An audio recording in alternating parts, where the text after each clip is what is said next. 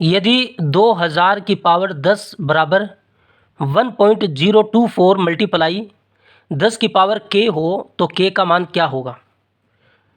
2000 को हम क्या लिख सकते हैं, 2 गुना 1000 लिख सकते हैं और फिर उसकी पावर 10 है बराबर, देखो यहाँ पर 3 संख्या के बाद दशमलव है, 1 2 3, 3 संख्या के बाद दशमलव है। अगर ये दशमलव को हम हटाएं तो ये क्या बनेगा, 1024 बनेगा। दशमलव हट गया, दशमलव हटाएंगे तो क्या लगाएंगे, भाग में 1000 लगाएंगे। 3 संख्या के बाद दशमलव है तो 1000 का भाग देना है। अगर 2 संख्या के बाद होता 100 का भाग देते, अगर 1 संख्या के बाद होता तो 10 का भाग देते। यहाँ पर 3 अंक है तो 1 के आगे 3 जीरो लगाने हैं, गुणा 10 की पावर k। इस पावर को हम इन दोनों पर अलग अलग लगा सकते हैं, तो ये 2 के ऊपर पावर 10 होगी मल्टीप्लाई 1000 के ऊपर भी पावर 10 हो जाएगी बराबर 1024 बटे 1000 और गुणा में 10 की पावर k। अब देखो यहाँ पर तो है 2 की पावर 10 मल्टीप्लाई 1000 को हम क्या लिख सकते हैं, 10 की पावर 3 लिख सकते हैं और फिर उसकी पावर 10 है। 10 की पावर 3 का मतलब है कि 10 को 3 बार गुणा करो तो 1000 आना चाहिए। 10 का 10 से गुणा किया 100, 100 का 10 से गुणा किया 1000, तो 1000 बन गया। तो हम इसको 10 की पावर 3 लिख सकते हैं। और 1024 को क्या लिख सकते हैं, 1024 को हम क्या लिख सकते हैं, आपको कर कर दिखाते हैं। 1024 में सबसे पहले 2 का भाग दीजिए, अभाज्य गुणनखंड हमें करने हैं, सबसे पहले 2 का भाग देना है तो 512 आएगा। फिर 512 में 2 का भाग दीजिए, 256 आएगा। फिर देखिए यहाँ पर 256 में 2 का भाग दीजिए, 1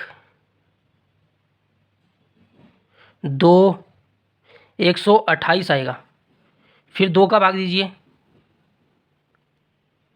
128 का आधा कितना होता है, 64 होता है। फिर 2 का भाग दीजिए, कितना होगा, 32 होगा। फिर 2 का भाग दीजिए, 16 होगा। फिर 2 का भाग दीजिए, 8 होगा। फिर 2 का भाग दीजिए, 4 होगा। फिर 2 का भाग दीजिए, 2 होगा। फिर 2 का भाग दीजिए, 1 होगा। लास्ट में 1 आ गया तो ये अभाज्य गुणनखंड पूरा हो गया। ये जो 1024 है, 1024 क्या होगा, इधर वाली संख्याओं का गुणनफल होगा। 1 2 3 4 5 6 7 8 9 10, तो 2 को 10 बार गुणा करना है, 2 3 4 5 6 7 8 9 और 10। तो 1024 बराबर 2 को हमने कितनी बार गुणा किया है, 2 तो लिखना है, जितनी बार गुणा किया है वो उसकी पावर बन जाती है। 10 बार गुणा किया है तो इसकी पावर 10 बन जाएगी। तो 1024 को हम 2 की पावर 10 लिख सकते हैं।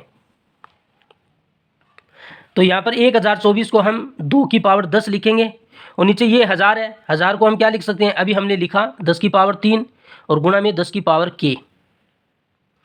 यहाँ पर 2 की पावर 10 है, यहाँ पर भी 2 की पावर 10 है, तो ये कैंसिल होगा। यहाँ पर क्या रहेगा, यहाँ पर ब्रैकेट लगा हुआ है तो पावर का गुणा होगा, तो ये बनेगा 10 की पावर 3 का 10 से गुणा करेंगे तो 30 बनेगा बराबर 10 की पावर k बटे 10 की पावर 3।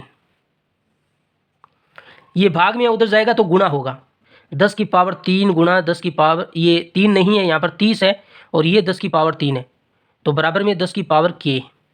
अब हमारे पास घातांक का एक नियम होता है, a की पावर m हो गुणा a की पावर n हो तो हम इसको a की पावर m प्लस n लिख सकते हैं।